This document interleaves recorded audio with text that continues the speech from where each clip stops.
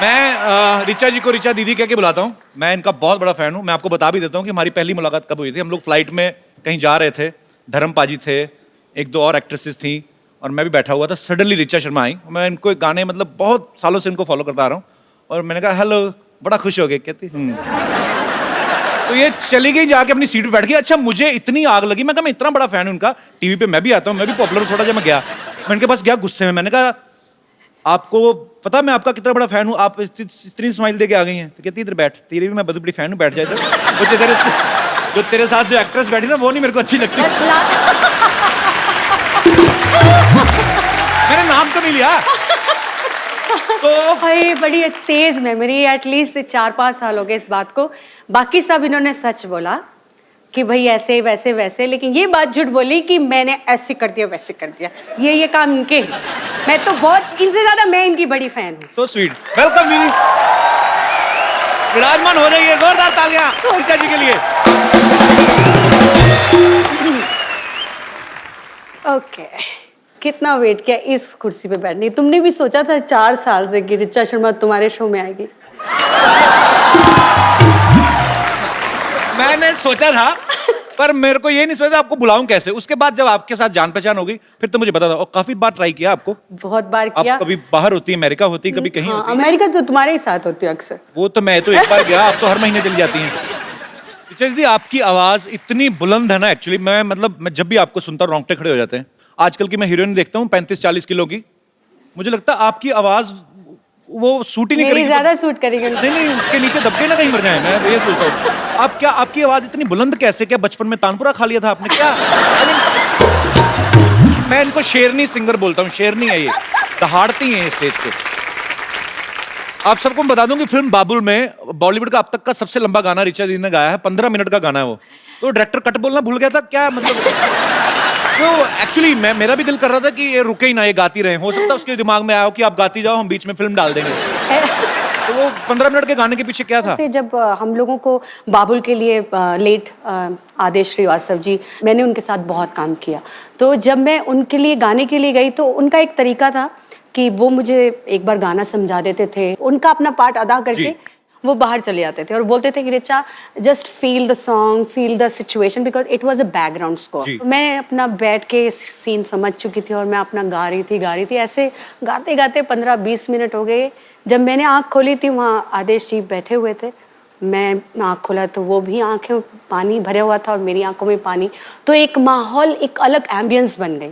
तो इस तरह वो एक बात चली आई कि 15 मिनट, वैसे 2.5 मिनट का ही फिल्म में दिखाया गया। फिल्म के अंदर 2.5 मिनट। नहीं तो बॉलीवुड फिल्म में 15 मिनट तो हीरोइन को 2 बच्चे हो जाते हैं।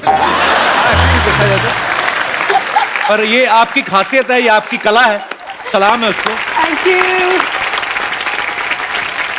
जी, आपने तो पूरे मेरे ख्याल से पूरी दुनिया में लाइव परफॉर्मेंसेस कर चुकी हैं। ऑलमोस्ट बहुत अच्छा मेरा ये जर्नी रहा है, क्योंकि मेरी ऑडियंस अलग तरह की, मैं कह सकती हूँ कि उनको मालूम है कि उनको मुझसे क्या सुनना है। और मुझे बड़ा मज़ा आता है जब मैं उनकी पसंद का कुछ सुनाती हूँ, जैसे कि अभी सबने इतने प्यार से सुना। So thank you so much all of you.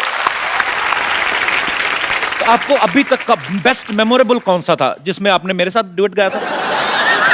Actually ऐसा हुआ था, हम लोग यूएस में थे तो मैं भी वहां पे था, रिचा दी का कॉन्सर्ट चल रहा था। इन्होंने मुझे बुला लिया वहां पे और मैं डरा हुआ और मैंने बड़ा बेसुरा गाया था। I know, I remember. नहीं, डरे हुए थे, ये सच है। क्योंकि मैं जब वो अपने मंच पे बैठते हैं तो मुझे भी नर्वस हो रही हूँ कि ये पता नहीं कौन सा पंच मार देंगे, क्या बोल देंगे मैं जवाब, जबकि मैं भी बहुत शैतान हूँ, बहुत ज्यादा। लेकिन यहाँ भाई उस्ताद लोग बैठे हैं, ऐसे इनको लगा कि म्यूजिक में मैं उस्ताद हूँ तो थोड़ा नर्वस, वाइसा वर्सा है, सेम। बट जो गाया, ये झूठ है कि तुमने सुरीला नहीं गाया, तुमने बहुत सुंदर गाया। मैंने बाद में चेक किया, गड़बड़ था। नहीं, ऐसे तो फिर सही हो जाएगा तो रिचा शर्मा और तुम्हारे में बराबरी हो जाएगी, मेरे बराबर थोड़ी नहीं दूंगा। Once again, big बेइज्जती। आपको सबसे ज्यादा जब आप लाइव कॉन्सर्ट्स में जाती हैं, तो मैंने देखा है ये बहुत गुस्से वाली भी हैं, डांट भी देती हैं। आपको शायद याद होगा कि नहीं होगा, अमृतसर में आप आई थी जागरण पे एक। वो तो तुम मतलब बहुत साल पुरानी बात। आप देख लो मैं आपका कितना पुराना फैन हूँ। ये तो तुम मुझे बताते आ रहे हो और मैं जानती भी हूँ। और मेरे ख्याल से पहली बार कपिल आपने मुझे वहीं सुना था। जी, तो वहां पे क्योंकि जागरण था, सारी रात लोग खड़े रहते हैं, तो पीछे 4-6 लौंडे लपाड़े तो 2 काट मार के आए थे। तो इनको पता चल गया कि ये हुड़दंग कर रही हैं और फिर जो इनके अंदर दुर्गा का रूप आया माइक पे ही उनको, दफा हो जाओ यहाँ से, ऐसे लोग आते, ऐसे आते जागरण में। ये थोड़ा ना, ये मतलब ये कपिल, तो मैं प्रिपेयर होके आई हूँ कि ये थोड़ा मिर्च मसाला बंदे ने डालना ही है। सो मैं गुस्से वाली घर पे हूँ, स्टेज पे नहीं, मैं डिसिप्लिन हूँ।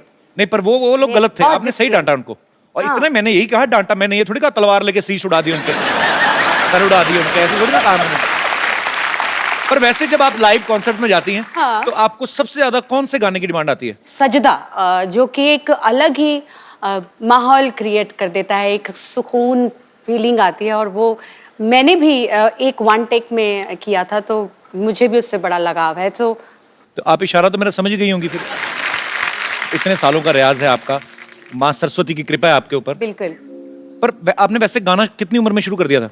मैं जब 8 साल की थी तब से ही मैं घर पे गाना स्टार्ट कर दिया था। फिर अच्छा। धीरे फिर तो वो थोड़ा सा पैसों का भी लालच है, वो देते थे आंटियां, मम्मियां, चाचियां, माँ से 10-10 रुपए। फिर पैसे आने लग गए तो फिर स्टेज पे जाना शुरू कर दिया। ऐसे धीरे धीरे इनकरेजमेंट मिलती रही, लोगों को लगा मुझे में कुछ काबिलियत है, तो थोड़ा थोड़ा सीखना शुरू कर दिया डैडी से। तो जब आपके पापा भी गाते थे? वो ऐसे मतलब क्लासिकल सिंगर नहीं थे, वो पुजारी थे। फिर धीरे धीरे उम्र बढ़ती गई, लोगों ने और बोला कि और तालीम क्लासिकल बेस्ड होना जी। चाहिए। तो मुझे बहुत सॉरी कहना नहीं चाहिए, पर मैं समझ नहीं आती थी उस उम्र में कि जी। क्या सारेगामा पाधा नहीं सब, because I was very young. पर धीरे धीरे जब उसको सीखना शुरू किया तो चस्का, स्वाद, जैसे कि आजकल कपिल को आप देख रहे हैं, रोज नई नई पिक्चर्स आ रही हैं, जिम का स्वाद लगा हुआ है ना। तो इसी मौके पे मैं कहना चाहूंगा कि पिक्चर आ रही फिरंगी, माइंड ब्लोइंग। बिल्कुल सुपर। 3-4 साल पुरानी ही बात है। तो मैं हमेशा कपिल से जब भी फोन पे बात हुई, मैं बोलती थी भाई तुमको गाना चाहिए, एक एल्बम करो, एक गाना करो, हम लोग मिलके एक गाना करते हैं। जनाब बहुत खुश होते थे। तो आज मेरे ख्याल से एक पीछे एक गाना भी, फिल्म में भी गाया, अपनी खुद की फिल्म में। जी जी। नहीं, कमाल किसी का की गाया। फिल्म थी। अच्छा, किसी की फिल्म नहीं थी, तुम्हारी खुद की एक्टिंग वाली फिल्म। अच्छा हाँ, उसमें भी गाया था। वो है ना, खुद देखा।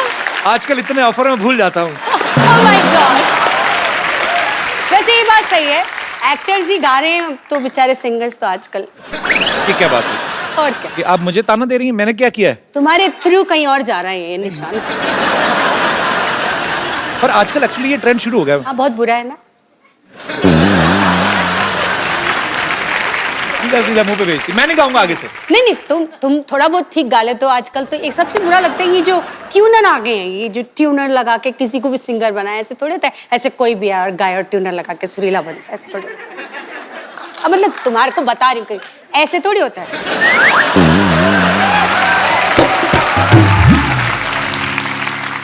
मतलब सुना किसी को रही है, बेइज्जती मेरी लाइव कर रही हैं। नहीं, आपको बता रही हूँ, सुना नहीं रही, अच्छा, सीधा बता रही हैं। सिर्फ बता रही हूँ कि ऐसे लोग करते ऐसे हैं। होता है एक्चुअली, होता है ऐसे। पर मैंने ट्यूनर नहीं लगाया था, मैंने खुद का गाया था। तभी इतना बुरा था।